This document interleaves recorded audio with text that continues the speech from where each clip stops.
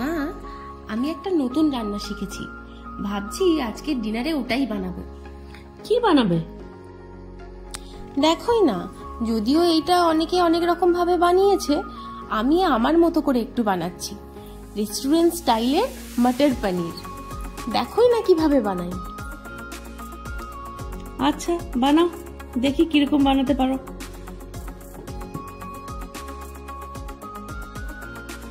হ্যাঁ, টেস্ট করে জানিও কিন্তু কেমন হয়েছে। রেস্টুরেন্ট স্টাইলের মটর পনির বানানোর জন্য যে ইনগ্রিডিয়েন্টসগুলো লাগছে তার মধ্যে প্রথমেই পনিরটাকে আমি কেটে নিয়েছিলাম, নিয়ে একটু গরম জলে রেখেছিলাম। মটর লাগছে, দুটো টমেটো লাগছে, এখানে পেঁয়াজ কুচি কুচি করে নিয়েছিলাম, আদা রসুন এবং কাঁচা লঙ্কার পেস্ট, আর এখানে লাগছে ধনে গুঁড়ো, জিরে গুঁড়ো, গোটা জিরে, হলুদ, কাঁচা লঙ্কা আর 8 থেকে 10টা মতো কাজু। আর এখানে আমি নিয়ে নিয়েছিলাম কসুরি মেথি। প্রথমেই ফ্রাইং প্যানে একটু তেল নিয়ে নিয়েছি, তেলটা একটু গরম হতে দেব। তারপর নিয়ে নিয়েছিলাম সামান্য একটু বাটার। এই বাটারটা নেওয়াও যেতে পারে, নাও নেওয়া যেতে পারে। যেহেতু আমি এখানে রেস্টুরেন্ট স্টাইলের করছিলাম, তাই যাতে টেস্টটা সাথে স্মেলটা আরও ভালো আসে, সেই জন্য এখানে আমি বাটারটা নিয়ে নিয়েছিলাম। এটা চাইলে স্কিপও করা যেতে পারে। এরপর কেটে রাখা দুটো টমেটো আমি নিয়ে নেব।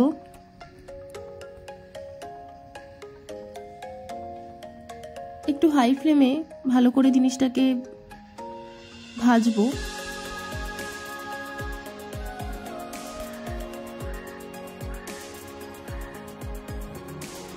এমনভাবেই ভাজতে হবে যাতে এখানে কাঁচা গন্ধটা চলে যায়, যাতে ভালো করে ভেজে তাড়াতাড়ি জলটা বেরিয়ে আসে।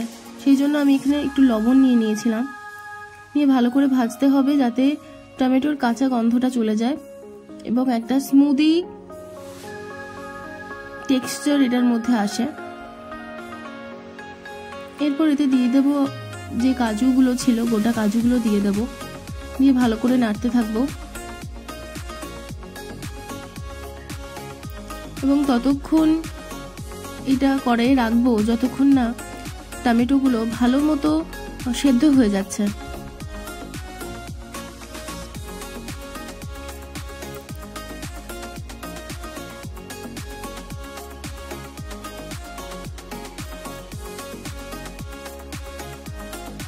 দেখতেই পাচ্ছেন টমেটোটাকে আমি অনেকটা সময় নিয়ে ভালো করে নাড়াচাড়া করছি, আর যাতে ভালো করে এই গ্রেভিটা জুসটা বেরিয়ে আসতে পারে, ভালো করে সেদ্ধ হয়, ওই জন্য আমি একটু চাপা দিয়ে দিয়েছিলাম।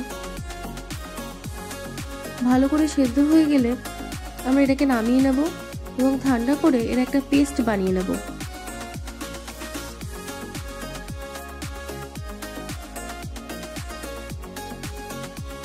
এরপর প্যানে প্রথমে একটু সাদা তেল নিয়ে নিয়েছি। তেলটা গরম হতে হতে এতে দিয়ে দেব গোটা জিরে। বাড়িতে থাকা ছোটখাটো ইনগ্রেডিয়েন্টস দিয়েই এই রেসিপিটা খুব সহজেই বানানো যেতে পারে।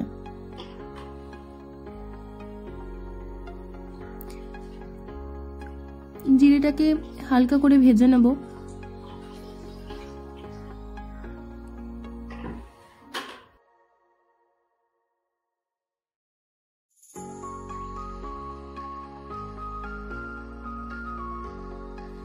জিরেটা ভাজা হয়ে গেলে এরপর প্যানে আমরা দিয়ে দেব পেঁয়াজ কুচিটা। পেঁয়াজটা চেষ্টা করতে হবে বেশ ভালো করে ছোট ছোট করে কুচি করে দেওয়ার, তাতে যে গ্রেভিটা হবে তাহলে তার টেক্সচারটা খুব ভালো আসবে।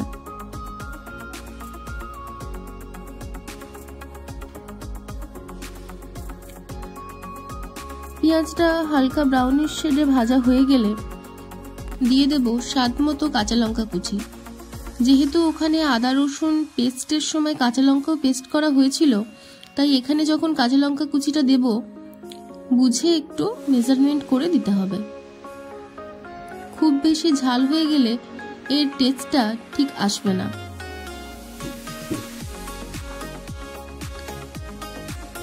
কাঁচা লঙ্কা আর পেঁয়াজটা ভালোভাবে ভেজে নিতে হবে। এগুলো ভাজা হয়ে গেলে এবারে দিয়ে দেব কাঁচা লঙ্কা আদা রসুনের যে পেস্ট আমরা বানিয়ে রেখেছিলাম, সেই পেস্টটা এতে ঢেলে দেব। নিয়ে যেভাবে মশলা কষানো হয় সেইভাবেই এটাকেও আমরা ভালোভাবে কষিয়ে নেব।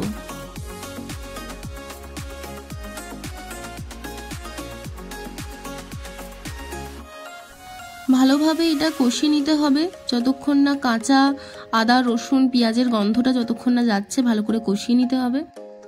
মশলাটা কষানো হয়ে গেলে আমরা দিয়ে দেব হলুদ গুঁড়ো, ধনে গুঁড়ো এবং সামান্য জিরে গুঁড়ো।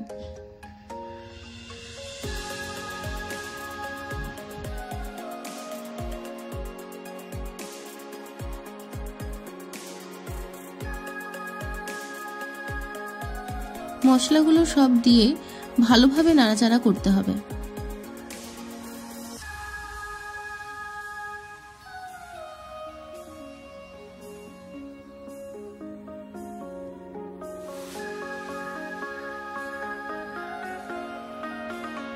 এখানে মশলাটা ভালোভাবে তেল ছেড়ে দিয়েছে।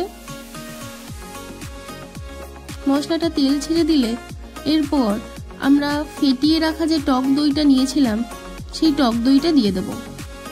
আমাদের রান্নাটা মশলার পর যখন টক দইটা দেব আমাদের লো ফ্লেমে রান্নাটা করতে হবে যাতে টক দইটা কোনোভাবে কেটে না যায়।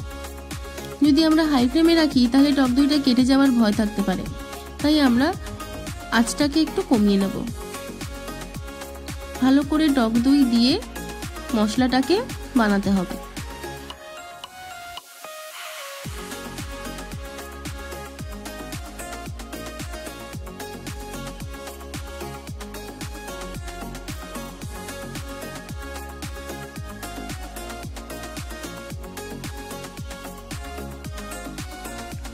টক দই দেওয়ার পর মশলাটা কিছুক্ষণ লো ফ্লেমে রেখে ছেড়ে দিতে হবে।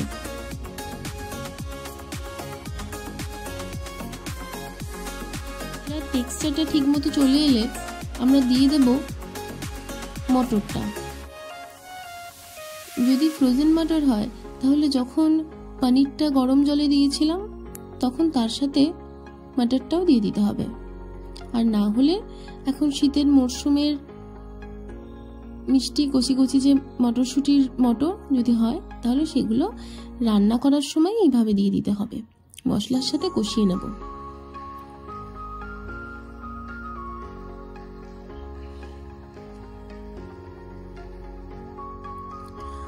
মশলার সাথে মটরটা দেওয়ার পর আমরা যে টমেটোর পেস্টটা বানিয়েছিলাম টমেটো আর কাজু দিয়ে সেই পেস্টটা ঢেলে দেব।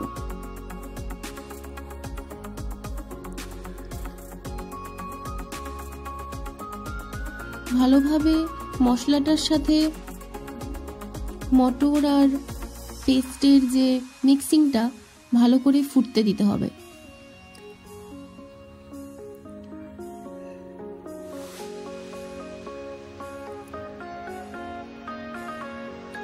এরপর স্বাদ মতো সামান্য একটু চিনি দিয়ে দেব সমস্ত স্বাদটাকে ব্যালেন্স করার জন্য।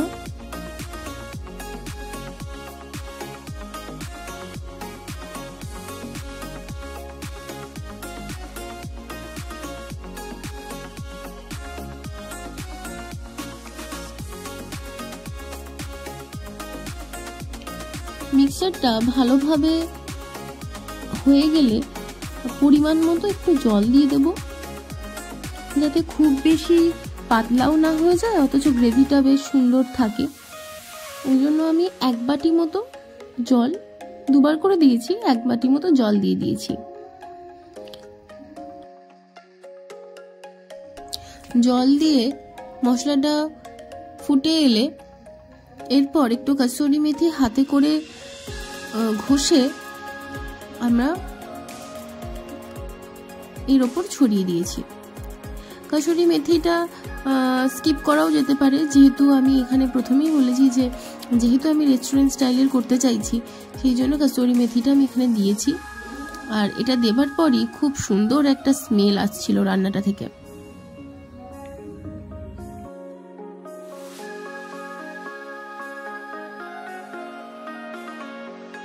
মটরটা ভালোভাবে হয়ে গেলে এবারে দিয়ে দেব জল ঝরানো পনিরটা।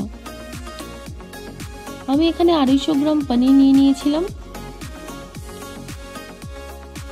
রোজের একই পনির রান্নার থেকে কোনো কোনো দিন মাঝে ডিফারেন্ট স্বাদের এইরকম একটা পনিরের রেসিপি বানানো যেতেই পারে।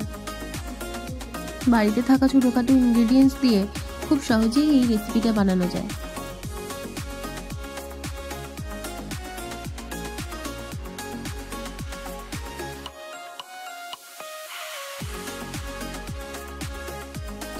পনিরটা দিয়ে ভালোভাবে নেড়েচেড়ে আমরা চাপা দিয়ে দেব।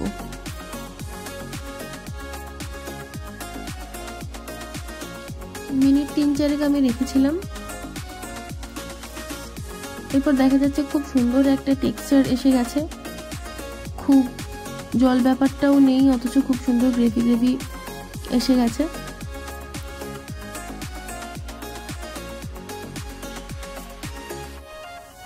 এরপরে উপরে সামান্য গরম মশলার গুঁড়ো ছড়িয়ে দিয়েছি আর সামান্য কেটে রাখা ধনেপাতা ছড়িয়ে দিলেই ব্যাস আমাদের মটর পনিরের রেসিপি রেডি।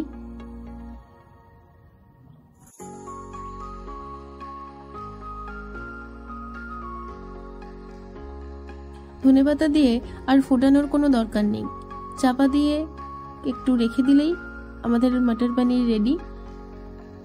দেখা যাচ্ছে খুব সুন্দর একটা টেক্সচারও এসেছে, দেখেই বেশ সুন্দর লাগছে। এবার মাকে একটু টেস্ট করিয়ে দেখাতে হবে কেমন হয়েছে। আর আপনারাও অবশ্যই এটার বাড়িতে ট্রাই করে কমেন্টে জানাবেন কেমন লাগলো ভিডিওটা।